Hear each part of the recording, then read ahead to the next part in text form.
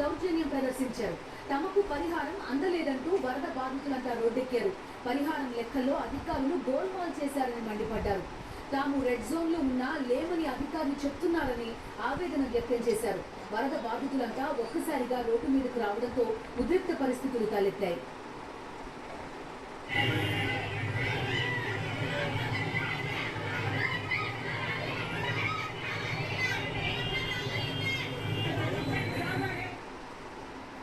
Vijayawada కుమ్మరిపాలెంలో tension వాతావరణం కనిపించింది. పెద్ద సంఖ్యలో రోడ్డు మీదకు వచ్చారు వరద బాధితులు. పిల్ల పాపలతో సహా రోడ్డెక్కి బైఠాయించి నిరసన తెలిపారు. ప్రభుత్వానికి వ్యతిరేకంగా నినాదాలతో హోరెత్తించారు. ఆందోళన చేస్తున్న వారిని పోలీసులు అడ్డుకోవడంతో ఉద్రిక్తత తలెత్తింది. పోలీసులకు ఆందోళన చేస్తున్న వారికి మధ్య తీవ్ర స్థాయిలో వాగ్వాదం జరిగింది.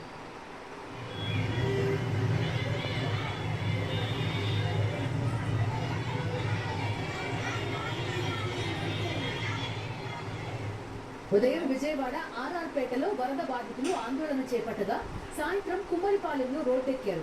అయితే ఆందోళన చేస్తున్న మహిళలను పోలీసులు తోసేశారు. ఆందోళన వెంటనే విరమించుకోవాలని, లేదంటే కేసులు పెడతామని పోలీసులు బెదిరింపులకు దిగుతున్నారని బాధితులు ఆవేదన వ్యక్తం చేశారు.